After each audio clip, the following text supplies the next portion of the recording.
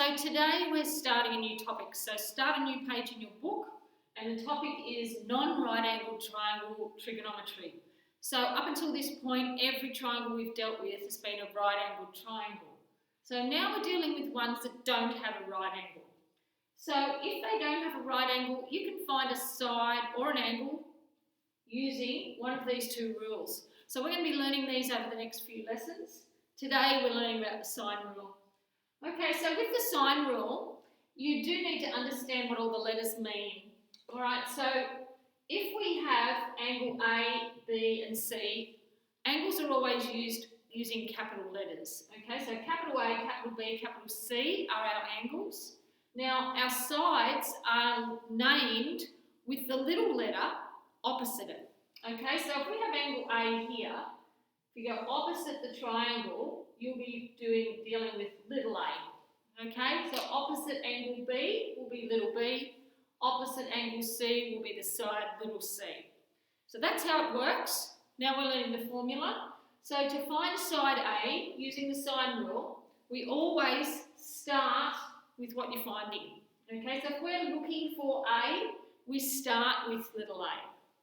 So the formula would then be little a over sine A, matches up, make sure that this angle is a capital letter, equals, then we have little side B over sine capital B.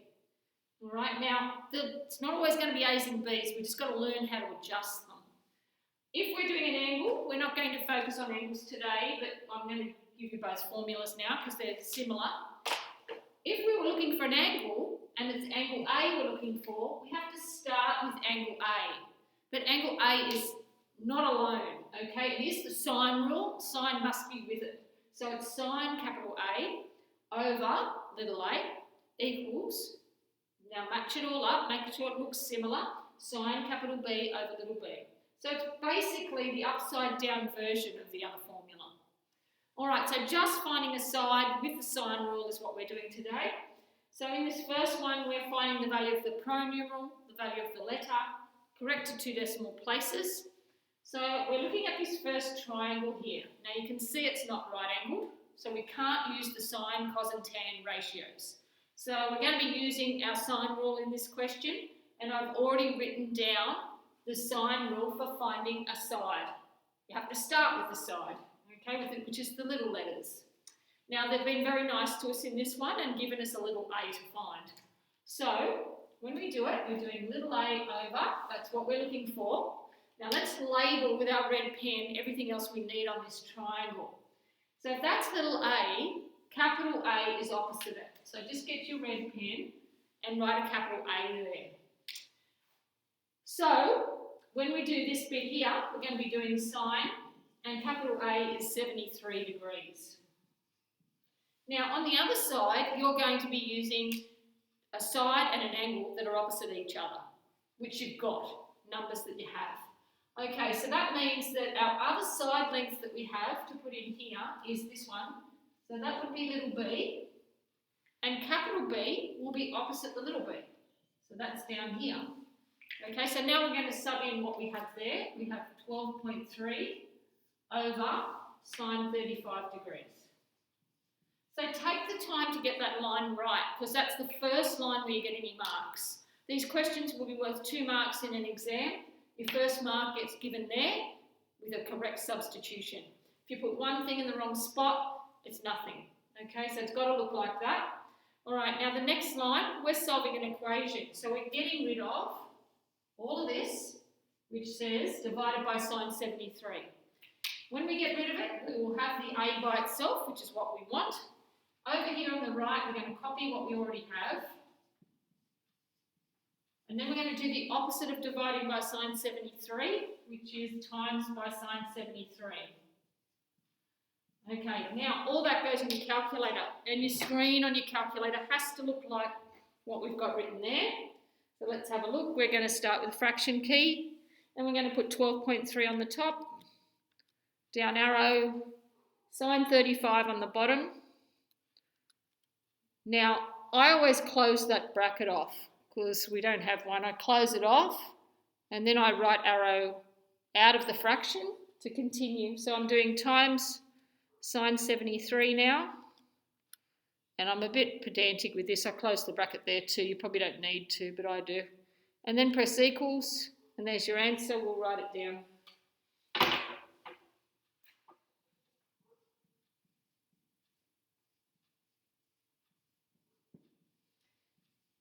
Okay, so now we're doing 2 decimal places for the rounding, way they have asked. So rounding off to 2 decimal places. That's 5 or more, so this goes up by 1. So that becomes a 1. Keep everything else in front. And do we have units? Yes, our side length was in metres, so this one's going to be in metres as well. All right, let's look at the next question. So this one, I don't know what that mark's doing there, just wait till I get rid of that. There's no equal sides or anything. Okay, now, they've asked us to find the pronumeral. In this case, it's F. All right, they've decided to give you a different letter. It shouldn't make any difference. If it's upsetting you, you can change that to an A so you know where everything is. So if you want to do this, go, okay, well, I know I'm finding A normally, so I'll put an A there. That would make this angle A. Then this would be little b, and opposite it would be angle B. Label everything, and let's sub in. Now in place of little a, we've got an F, so we have to write the F down. Over sine A, oops, well that's a minutes, that's what that was. Sine 38 degrees, 43 minutes. And then on the other side, B is 4.5 over sine of B, which is that.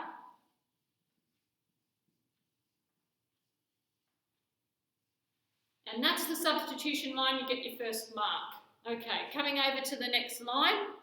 So we're trying to get the F by itself. We have to get rid of all of this, which is divided by sine 38 degrees, 43 minutes. So we're coming over to the other side. Copy what you see first.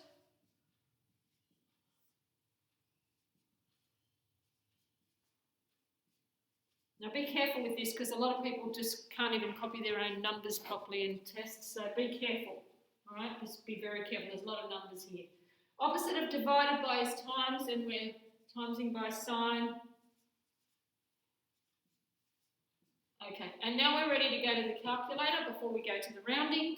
So you can try it yourself now and see if you can put it in. I'll just read what to do this time and you can type it in.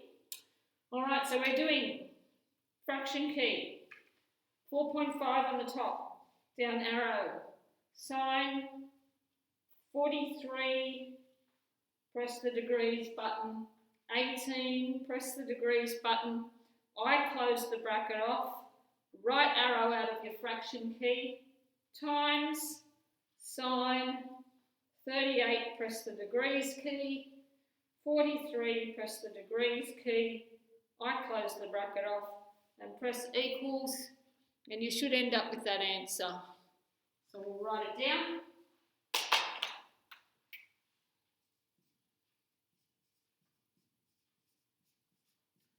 Okay, and we're rounding to 2 decimal places like we did for the last one. So if we rule off after 2, remember 4 here, that's less than 5, so we're going to keep that as a 0. And what units were they in? They were in centimetres for the length, so we're going to write centimetres. Okay, now we're going to look at a word problem now. So drawing diagrams is very important for the work that we do. Sometimes they will give you a help. They actually did give you a help with this one, but I'm not going to give you any. We're going to try and work it out ourselves. So X and Y are 2 light towers, 50 metres apart on one side of a park. All right, so let's just say you've got a park. There's your park. So on one side of the park, you've got X and Y, 2 light towers, 50 metres apart. Okay, second sentence. P is a light tower on the other side of the park. So over here somewhere we've got another light tower P, but we're not sure exactly where it's going to be yet. We'll see what the rest of it tells us.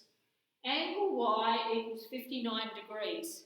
Okay, so if angle Y equals 59 degrees, then this has got to be an acute angle, doesn't it? So that might be something like that. We'll see if we can put it in there and maybe it'll look okay. So So there's P, our light tower on the other side of the park. Let's check the other one. Angle P equals 33 degrees.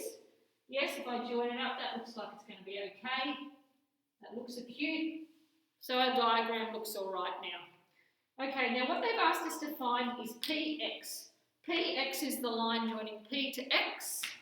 That's what we've been asked to find. I'll just put a red line there. That's what we're looking for. All right, now, they've given you X, Y, and P. If you don't like that, you want to change it to A's and B's for when we're putting it in the formula, you can. Okay, so let's have a look. Just move this over a little bit. At how this substitution works. We are finding a side, so we're going to be writing down our sine rule for finding a side. So it's A over sine A equals B over sine B. Okay, now I'm finding this side here, so I'm going to call that little A, just so it fits in with our formula. That makes this going to be angle A now. I know they've called it angle Y, but we're going to call it angle A. All right, our other side length is this one, so we're going to call that little b, little letters for the sides. And opposite, we're going to call this angle B. All right, so let's sub in. We've got A over sine 59 degrees equals B over sine 33 degrees. So as long as you've got your diagram right and you know what you're doing with your formula, it should roll over pretty quickly to understand what this is doing. So just keep practicing it and you'll get this easily. All right, so equals under equals, we're finding A. That means we're getting rid of sine 59, getting rid of the divided by sine 59. So copy what we have over here and times by sine 59. All right, so we're going to our calculator and then we're going to do our rounding. So this one doesn't have any minutes, so it should be a lot easier to put in the calculator. So fraction key, 50 on the top, down arrow, sine 33 on the bottom. I close the bracket, right arrow out of your fraction, times sine 59, and I close the bracket, and press equals, and you get this answer.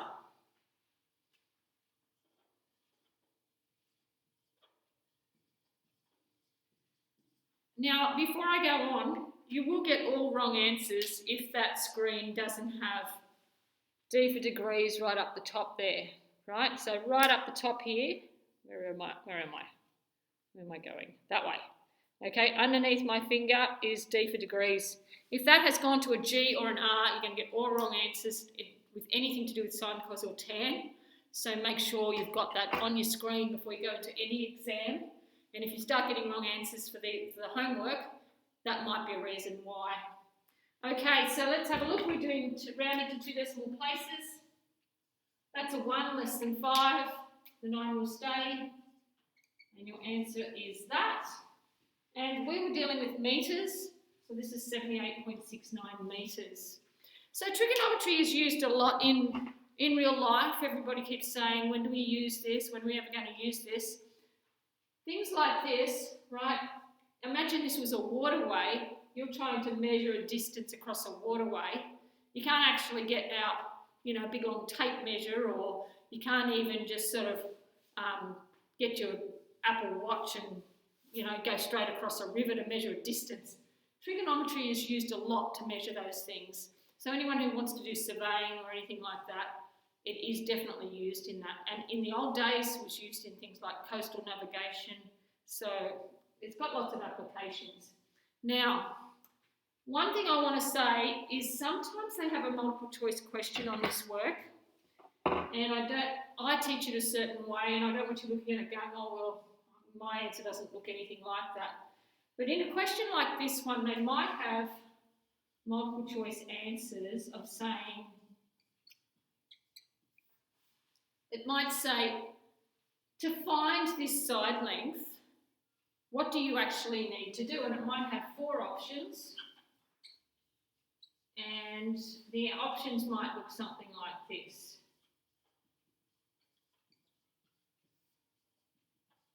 I'll just write them out, you can see what I'm talking about.